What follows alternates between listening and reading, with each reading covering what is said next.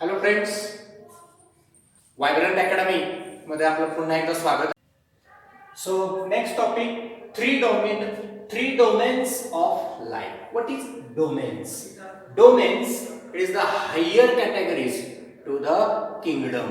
आपण बघितलं kingdom, 5 type of kingdom. ठीक आहे, किंगडम सृष्टी, पण किंगडम पेक्षा सुद्धा एक वरचा काय आहे, डिव्हिजनचा एक क्लास आहे, त्याला काय म्हटलं जातं, डोमेन्स असं म्हटलं जातं. ही डोमेन टेक्निकली शोधून काढली, त्यांचं नाव आहे कार्ल लुईस इन 1990. या टॉपिक मध्ये प्रत्येक असणाऱ्या पॉइंट वरती एक ना एक कोण ना कोणतरी काय आहे, सायंटिस्ट आहे. म्हणजे आपल्याला इथं काय लक्षात ठेवायचं आहे, प्रत्येक सब टॉपिक मध्ये त्या सायंटिस्टचं नाव आणि एक्झॅक्टली त्यांनी काय केलं हेच आपल्याला याच्यामध्ये टॉपिक टू टॉपिक काय करायचंय, डिस्कस करायचंय.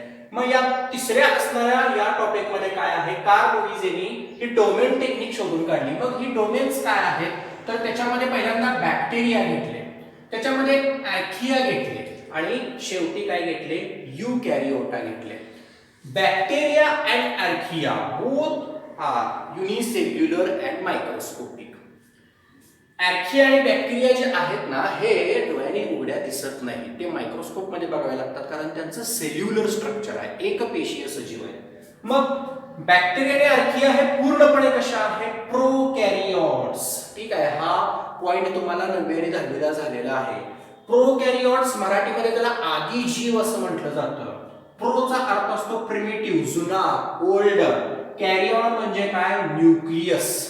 ठीक आहे, याचा अर्थ यांच्या सेलमध्ये असणारा जो न्यूक्लियस आहे तो जुना आहे, पुअरली डेव्हलप्ड आहे, त्यांचं न्यूक्लिअर मेम्ब्रेन व्यवस्थित डेव्हलप झालेलं नसतं, असे असणारे हे दोन्ही प्रोकॅरियोट्स. पण त्याच्यानंतर एक तिसरा डोमेन तयार झाला, इव्हॉल्युशन झालं, उत्क्रांती झाली, आणि तिसरा आला तो यूकॅरियोटा. त्या यूकॅरियोट्स मध्ये यूकॅरियोट्स म्हणजे यू म्हणजे ट्रू, कॅरियो म्हणजे काय, अगेन न्यूक्लियस. कॅरियॉनचं काय आहे, न्यूक्लियस म्हणजे ट्रू न्यूक्लियस. याचा अर्थ इथं न्यूक्लियस काय आहे, प्रेझेंट आहे, वेल डेव्हलप्ड न्यूक्लियस आहे with well developed nuclear membrane. केंद्रक सेलच्या आतमध्ये, पेशींच्या आतमध्ये या ठिकाणी व्यवस्थित डेव्हलप झालेला आहे, ते यूकॅरियोटा.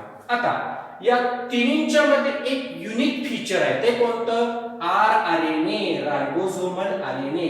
आरएनएचा फुल फॉर्म काय असतो, रायबोन्यूक्लिक ऍसिड. ठीक आहे, हा फुल फॉर्म आहे आरएनएचा. हेही तुम्हाला झालेलं आहे 9वी आणि 10वीला, आरएनए आणि डीएनए, डीऑक्सिरायबोन्यूक्लिक ऍसिड आणि रायबोन्यूक्लिक ऍसिड. त्या आरएनएच्या टाइप्स किती असतात, तर 3 टाइप्स असतात. आरएनएच्या टाइप्स किती असतात, 3. कोणते कोणते, पहिला टाइप आता तो दिलेला आहे रायबोसोमल म्हणजे आरआरएनए. हे झालेले आहे तुम्हाला 10वीला जस्ट आता पहिल्याच लेसन मध्ये, बायोलॉजीच्या सेक्शन सेकंड मध्ये. ठीक आहे, त्याच्यानंतर दुसरा आहे, त्याचं नाव आहे एमआरएनए, मॅसेंजर आरएनए म्हणतात त्याला. ठीक आहे, आणि तिसरा जो प्रकार आहे तो आहे टीआरएनए, ज्याला ट्रान्सफर आरएनए असं म्हटलं जातं. असे हे 3 टाइप्स बघायला मिळतात. त्यामध्ये या तिन्हीमध्ये एक कॉमन फॅक्टर्स बघायला मिळतो, त्याचं नाव आहे आरआरएनए. ठीक आहे, हे युनिक फीचर आहे त्याच्यामध्ये. आर्किया म्हणजे हा, याच्याकडे एक ऍडिशनल कॅरेक्टर आहे. काय कॅरेक्टर आहे, extreme condition to survive very high temperature. अतिशय हाय टेम्परेचर मध्ये तो काय राहू शकतो, जिवंत राहू शकतो. ठीक आहे, सॅलिनिटी, कितीही परिस्थिती प्रतिकूल येऊ दे, त्या कंडिशन मध्ये, ऍसिडिक कंडिशन मध्ये, अजून वेगवेगळ्या म्हणजे किती प्रतिकूल परिस्थिती आली, अनफेवरेबल कंडिशन आली, 200, 300, 250 डिग्री सेल्सिअस जरी तापमान असलं, आता एवढ्या तापमानाला आपलं काय होईल तुम्ही विचार करू शकता. पण इतक्या जास्त मोठ्या तापमानावरती हे असणारे आर्किया काय राहू शकतात, जिवंत राहू शकतात. त्यांनी स्वतःला तयार केलेलं आहे. ठीक आहे, आर्किया. ठीक आहे, हा झाला आपला काय, तर पहिला टॉपिक तिसरा टॉपिक ज्यामध्ये 3 डोमेन्स ऑफ लाईफ आहे, ही पहिल्यांदा शोधून काढली कार्ल लुईसनं. आणि हे 3 असणारे, त्याच्यामध्ये असणारे डिव्हिजन डोमेन्स हे तर आपण डिटेल मध्ये बघितलेले आहेत. ठीक आहे, आता त्याच्यानंतर नेक्स्ट आहे कीमोटॅक्सॉनॉमी. टॅक्सॉनॉमीची पुढची क्रायटेरिया किंवा पुढची कॅटेगरी आहे, त्यामध्ये आपल्याला काय बघायचं आहे, कीमोटॅक्सॉनॉमी. आता कीमोटॅक्सॉनॉमी काय आहे, ज्यामध्ये कुठल्याही ऑर्गॅनिझमचं केमिकल नेचर बघितलं जातं. ठीक आहे, आणि त्या केमिकल नेचर मध्ये त्या केमिकल स्ट्रक्चर्स बघितले जातात. मग ते कोणतं स्ट्रक्चर स्टडी केलं जातं, तर सेल वॉल, CW लिहिले बघा, सेल वॉल, पेशी भित्तिका. प्रत्येक एक ऑर्गॅनिझम असतो, त्याच्यामध्ये सेल असते, त्या सेलच्या भोवती सेल वॉल असते. काहींच्या मध्ये सेल वॉल ॲब्सेंट असते. ठीक आहे, ॲनिमल सेल मध्ये सेल वॉल ॲब्सेंट असते, झाले तुम्हाला, आणि प्लांट सेल मध्ये सेल वॉल प्रेझेंट असते. मग अशी सेल वॉल आर्कियामध्ये विदाउट पेप्टिडोग्लायकेन, पेप्टिडोग्लायकेन नावाचे एक केमिकल आहे. त्या केमिकल पासून जी सेल वॉल तयार होते ते पेप्टिडोग्लायकेन त्या आर्कियामध्ये ॲब्सेंट असतं. बॅक्टेरियामध्ये पेप्टिडोग्लायकेन पासूनच सेल वॉल तयार होते, आणि युकॅरियोटामध्ये, ज्या युकॅरियोटिक ऑर्गॅनिझम मध्ये सेल वॉल असते, आपण युकॅरियोटिक मध्ये होतो पण आपण ॲनिमल आहोत, आपल्यात सेल वॉल नाही, पण युकॅरियोटिक दुसरे कोणते ऑर्गॅनिझम आहेत, तर प्लांट सेल आहेत, वनस्पती पेशी, त्यांच्यामध्ये सेल वॉल असते. ती जी सेल वॉल आहे ती कशापासून बनली जाते, तर सेल्युलोज नावाच्या केमिकल पासून बनली जाते. सेल्युलोज हा ऍक्च्युअल शुगरचा पार्ट आहे, त्या शुगरी पार्ट पासून बनली जाते. पेप्टिडोग्लायकेन सुद्धा शुगरी पार्ट आहे, पण शुगर आणि प्रोटीन असं दोन्हींचं काय झालं, मिश्रण होतं, त्याला पेप्टिडोग्लायकेन असं म्हटलं जातं. ठीक आहे, तर अशा पद्धतीनं कीमोटॅक्सॉनॉमी, ठीक आहे, खोड करायची शब्दाची. कीमो म्हणजे केमिकल, टॅक्सॉनॉमी वर्गीकरण, केमिकलच्या मदतीनं, ठीक आहे, काय केलेलं आहे, वर्गीकरण केलेलं आहे. तेच वापरलेले आहेत, फक्त काय, केमिकल त्याच्यामध्ये कोणते कोणते त्यांच्या सेलमध्ये, सेल वॉल मध्ये प्रेझेंट आहेत, त्यावरती काय केलेले आहेत, त्याचे टाइप्स क्रिएट केलेले आहेत. ठीक आहे, आता याच्यानंतर आपल्याला काय करायचं आहे, तर नेक्स्ट पुढचा 5वा सब टॉपिक याच्यामध्ये काय करायचं आहे, स्टडी करायचं आहे. ठीक आहे, आता मग 5वा सब टॉपिक काय आहे, तर तो सुद्धा टॅक्सॉनॉमीचाच क्रायटेरिया आहे. ठीक आहे, तो क्रायटेरिया कोणता, तर त्याला म्हटलं जातं न्यूमरिकल टॅक्सॉनॉमी. ठीक आहे, नेक्स्ट टॅक्सॉनॉमी कोणते आहे बघा,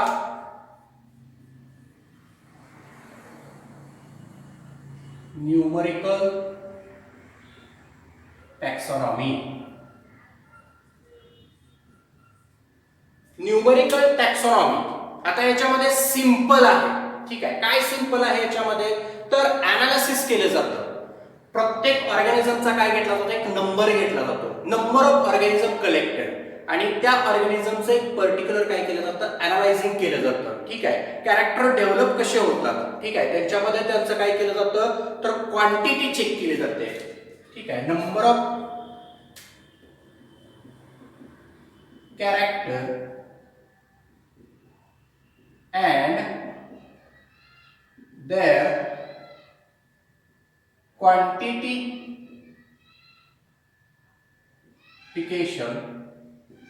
क्वांटिफिकेशन त्यांचं काढलं जातं, आणि then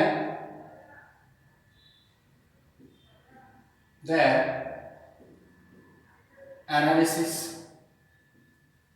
त्यांचं काय केलं जातं, त्या ठिकाणी ॲनालिसिस केलं जातं. ठीक आहे, म्हणजे इथं ह्या ठिकाणी प्रॉपर्टीज, इव्होल्युशनरी काही प्रॉपर्टीज किंवा कॅरेक्टर कलेक्ट केले जातात, त्यांचं क्वांटिटी म्हणजे क्वांटिफिकेशन केलं जातं, बाबा नंबर किती आहे त्यांचा, कुठल्याही पर्टिक्युलर ऑर्गॅनिझमचा प्रत्येकाचा या पृथ्वीवरती नंबर कसा असतो, वेगवेगळा असतो, आणि हा वेगवेगळा नंबर जो आहे त्याच्यावरून त्या कॅरेक्टरचं आणि त्यांचं ॲनालिसिस केलं जातं, त्याला न्यूमरिकल टॅक्सॉनॉमी असं म्हटलं जातं. ठीक आहे, न्यूमरिकल नावातच आहे, न्यूमरिकल याचा अर्थ अंक, न्यूमरिकलचा अर्थ काय असतो, अंक, आकडे, आकड्यांद्वारे, आकड्यांच्या मदतीने, बाबा हा नंबर असा आहे, हा नंबर या ऑर्गॅनिझमचा असा आहे, या नंबरवरून काय केलं जातं, वर्गीकरण प्राण्यांचं केलं जातं. मग ही टेक्निक कोणी शोधून काढली, तर त्याचं नाव आहे सॉकेल अँड शीथ.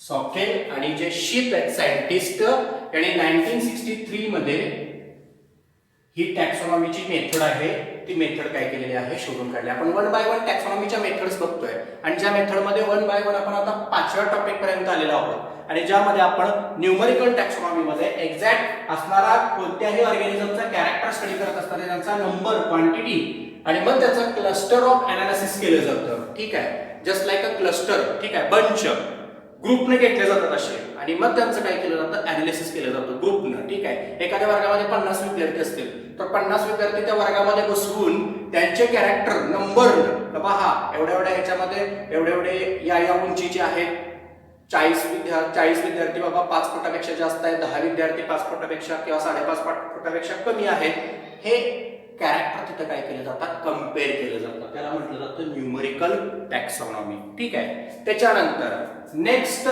मेथड आहे क्लॅडोग्राम. नेक्स्ट मेथड काय आहे, पुढचा टॉपिक क्लॅडोग्राम. आता क्लॅडोग्राम काय आहे, दिस इज टिपिकल पॅटर्न.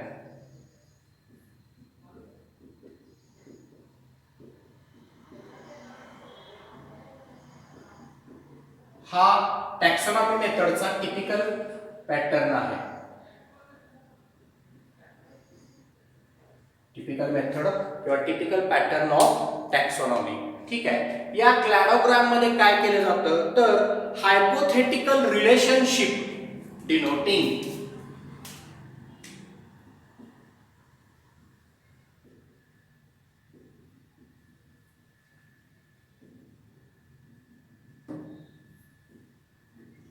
इथं काय बघितलं जातं, त्यांचं हायपोथेटिकल रिलेशनशिप काय केलं जातं, त्या ठिकाणी चेक केलं जातं, आणि मग प्रत्येक ऑर्गॅनिझम कोणत्या कॉमन अँसेस्टर पासून तयार झालेला आहे ते सगळ्यात महत्त्वाचं आहे. म्हणजे उदाहरणार्थ जर आपण सांगायचं जर झालं तर तुम्ही कंपॅरिझन जर करायचं झालं तर एखाद्या वनस्पतींचं आपण घेत असताना कुठल्याही पानांचं स्ट्रक्चर बघा. समजा तुम्हाला आंब्याचं पान दिलेलं आहे, त्याच्यानंतर अशोकाच्या झाडाचं पान दिलेलं आहे, त्याच्यानंतर त्याच्यासारखं दिसणारं पेरूच्या झाडाचं पान दिलेलं आहे. या तीनही असणाऱ्या पानांमध्ये तुम्हाला काय सिमिलॅरिटी बघायला मिळते, तर पानाचं स्ट्रक्चर कसं बघायला मिळतं, सेम बघायला मिळतं. ठीक आहे, हा ठीक आहे, त्याला लागणारी फळं वेगळी आहे, ती वनस्पती पूर्ण वेगळी आहे, पण त्यांच्यातलं एक कॉमन अँसेस्टर काय झाला, तर बाबा त्यांच्या पानांचं जे स्ट्रक्चर आहे ते स्ट्रक्चर आपल्याला कसं बघायला मिळतंय, सेम बघायला मिळतंय. That is hypothetical relationship denoting. बघा, hypothetical relationship denoting a comparison of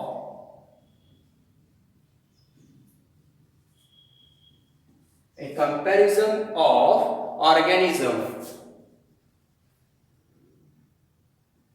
and their common ancestor. त्याचा कॉमन अँसेस्टर कोणता आहे, ते नक्की कुणापासून उदयास आलेले आहेत. म्हणजे आता जे उदाहरण दिलं तुम्हाला मी, ते पेरू असेल, आंबा असेल, आणि दुसरं एखादं अशोकाचं झाड दिलं तर दुसरं चिक्कूचं घ्या, त्याची पानं बघा, त्याचा आकार एकसारखाच बघायला मिळतो. म्हणजे हे 4-5 जे पानांचं जे स्ट्रक्चर आहे ते एकसारखं बघायला मिळतंय. किंवा तुम्ही दुसऱ्या प्राण्यांचं सुद्धा उदाहरण घेऊ शकता, कोल्हा असेल बघा, ठीक आहे, त्यानंतर कुत्रा, दोन्ही वेगवेगळे प्राणी आहेत, परंतु त्यांचा जो तुम्ही तोंडाचा जो स्ट्रक्चर वेल स्नाउट म्हणतात, हा जो ओटाचा वरचा पोर्शन असतो, हा स्नाउट रिजन, हा त्यांचा एकसारखा बघायला मिळतो. ठीक आहे, म्हणजे हे सुद्धा एक कॉमन अँसेस्टर ओरिजिन पासून आहे, म्हणजे इव्होल्युशन झालेलं आहे त्यांच्यामध्ये. ठीक आहे, आणि उत्क्रांती होत असताना टप्प्याटप्प्याने हे काय झालेले आहेत, वेगळे झालेले आहेत. ही एक मेथड वापरली जाते, त्या मेथडला म्हटलं जातं क्लॅडोग्राम मेथड. आता इथं कुठेही असं काही मेन्शन नाही केलं बाबा ही मेथड कुठल्या सायंटिस्टनी काय केलेले आहे, डिस्कव्हर केलेले आहे, त्याच्यामुळे इथं कुठल्याही सायंटिस्टला आपण काय घेऊ शकत नाही, पर्टिक्युलर नाव असं नाहीये. ठीक आहे, त्यामुळे क्लॅडोग्राम ही मेथड आहे, पण अशी कुणी डिस्कव्हर केली असं कुठेही बुकमध्ये मेन्शन नाहीये. त्याच्यामुळं आपण नेक्स्ट लगेच पुढची मेथड घेणार आहे, त्याचं नाव आहे फायलोजेनी. बघा, 1 बाय 1 आपण सगळ्या मेथड डिस्कस करतोय. ठीक आहे, आतापर्यंत 6 मेथड बघितल्या टॅक्सॉनॉमीसाठी. आता 7वी जी मेथड आहे तिचं नाव आहे फायलोजेनी.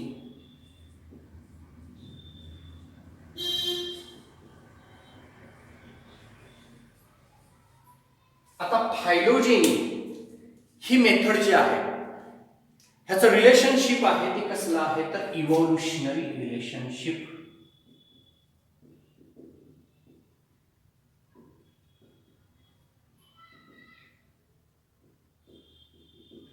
This is the evolutionary relationship of organism.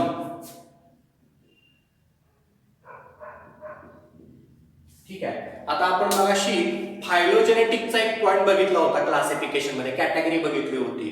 तिथंच हे एक्झाम्पल आहे फायलोजेनीचं, ज्यामध्ये काय केलं जातं, क्लासिफिकेशन करत असताना त्या ऑर्गॅनिझमचा काय केला जातो, ग्रुप डिस्कस करत असताना त्याचे कॅरेक्टर्स काय केले जातात, स्टडी केले जातात. इव्होल्युशनरी असणारे कॅरेक्टर ज्यांच्यामध्ये सिमिलॅरिटी काय आहे. मेटाबॉलिझम एक्झाम्पल जर सांगायचं झालं तर यामध्ये एखाद्या ऑर्गॅनिझमचं बाबा मेटाबॉलिझम,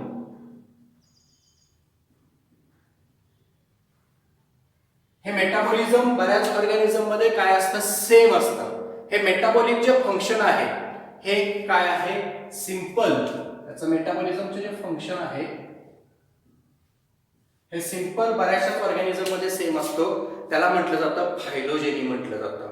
ठीक आहे, म्हणजे मेटाबॉलिझम हे सगळ्याच ऑर्गॅनिझम मध्ये आहे. आपण बघितलं होतं मेटाबॉलिझम हे सजीवांचं एक कॅरेक्टर आहे आणि हे मेटाबॉलिझम जे आहे हे मेटाबॉलिझम प्रत्येकामध्ये आहे. फक्त इव्होल्युशन होत असताना काय झालेलं आहे, त्यांच्यामध्ये थोडा थोडा काय झालेला आहे, बदल. पण ॲनाबॉलिझम आणि कॅटाबॉलिझम हे प्रत्येक ऑर्गॅनिझम मध्ये फिक्स असणारच आहे, जे आपण बघितलं होतं लास्ट लेक्चर मध्ये, लास्ट टॉपिक मध्ये, लास्ट चॅप्टर मध्ये. ठीक आहे, परंतु इथं काय झालेलं आहे फायलोजेनिक मध्ये, तर या फायलोजेनिक मध्ये हे मेटाबॉलिझम जे आहे त्याचा रेट आहे, त्याचा रेशो जो आहे तो वेगवेगळ्या टप्प्याटप्प्याने इव्होल्युशन मध्ये काय होत गेलेला आहे, थोडासा वाढत गेलेला आहे, काही ठिकाणी कमी होत गेलेला आहे. आणि मग इथं आपल्याला एक कन्सेप्ट या ठिकाणी तयार होते, जी 3 डोमेन कन्सेप्ट आपण आधी जी बघितली, कार्ल लुईस यांनी शोधून काढलेली होती. आर्किया, बॅक्टेरिया, युकॅरियोटा, ह्या तिन्हींपेक्षा एक वेगळी कन्सेप्ट त्यानंतर उदयास आली. त्या सायंटिस्टचं नाव आहे व्हिटकर.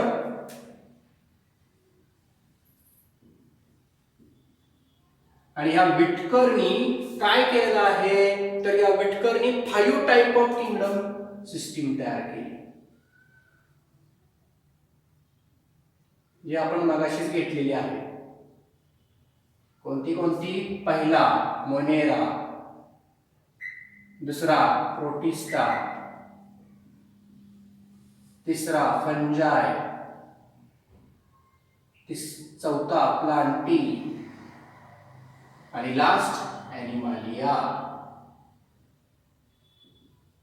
ठीक आहे, असे 5 टाइप ऑफ किंगडम सिस्टीम या व्हिटकरनी शेवटी फायलोजेनिक जे आपण मेथड बघतोय, ज्यामध्ये या व्हिटकर सायंटिस्टनी मेटाबॉलिक रेट जो आहे तो कमी जास्त प्रमाणात आहे, पण त्याचं फंक्शन जे आहे ते ह्या सगळ्यांच्या मध्ये सेमच राहणार आहे, अशी असणारी 5 टाइप ऑफ किंगडम सिस्टीम काय केलेलं आहे, व्हिटकरनी डिस्कवर केलेलं आहे. 5 type of kingdom system. These are the 5 type of kingdom system, like here Monera, Protista, Fungi, Plantae, Animalia.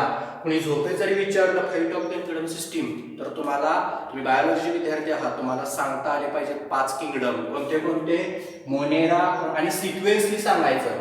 पहिला इव्होल्युशनरी आहे, इव्होल्युशन टप्प्याटप्प्यानं, पहिल्यांदा मोनेरा, त्याच्यानंतर प्रोटिस्टा इव्हॉल्व झाले, प्रोटिस्टा नंतर फंजा इव्हॉल्व झाले, फंजानंतर प्लांटी, आणि त्याच्यानंतर शेवटी ज्यामध्ये आपण येतो ॲनिमालिया. हा सगळ्यात हायर काय आहे, किंगडम आहे. ठीक आहे, या चौघांपेक्षा यांच्यामध्ये कॅरेक्टर जास्त बघायला मिळतात. म्हणजे इथं कंपॅरेटिव्हली जे म्हटलं ना फायलोजेनिक, याचा अर्थ इथं इव्होल्युशनरी रिलेशनशिप चेक केलं जातं. इव्होल्युशन टप्प्याटप्प्यानं कोणामध्ये जास्त होत गेलं, यांच्यापेक्षा यांच्यात जास्त, यांच्यापेक्षा यांच्यात, नंतर यांच्यात, आणि शेवटी ॲनिमल्स मध्ये. म्हणजे सगळ्यात जास्त कॅरेक्टर किंवा कॉम्प्लिकेशन, गुंतागुंतीची प्रक्रिया, मेटाबॉलिझम जे कॉम्प्लेक्स होणार आहे ते कोणामध्ये होणार आहे, ॲनिमालियामध्ये. आणि सिंपल मेटाबॉलिझम कोणामध्ये असणार आहे, अगदी सिंपल मोनेरामध्ये. जसं जसं इव्होल्युशन होईल तसं तसं कॉम्प्लेक्सिटी लेवल जी आहे ती काय होत जाते, इन्क्रीज होत जाते, वाढत जाते. असा असणारा हा फायलोजेनी मध्ये आपल्याला काय बघितलेला आहे. पण हे 5 टाइप ऑफ किंगडम सिस्टीम, ज्याच्यामध्ये काय होतो, मेटाबॉलिझम असेल किंवा इतर कॅरेक्टर जे आहेत ते कॉम्प्लेक्स होत जातात, त्याला म्हटलं जातं फायलोजेनी. ठीक आहे, त्याच्यानंतर अजून पण बऱ्याच मेथड आहेत ॲडव्हान्स्ड, ज्याच्यामुळे आपल्याला टॅक्सॉनॉमी करायला अजून सोपं पडतं. ठीक आहे, आता या ॲडव्हान्स मेथड सुरू झाल्या बघा. इथून पुढे 8वा जो आपला सब टॉपिक येणार आहे तो सगळ्यात शेवटचा असणार आहे, की ज्यामध्ये टॅक्सॉनॉमीच्या मेथड राहणार आहे आजचं जे लेक्चर आहे ते तुम्हाला जर आवडलं असेल, समजलं असेल तर नक्कीच तुम्ही लाईक करा, कमेंट करा, शेअर करा आणि आपल्या चॅनलला सबस्क्राईब करायला विसरू नका. थँक्यू.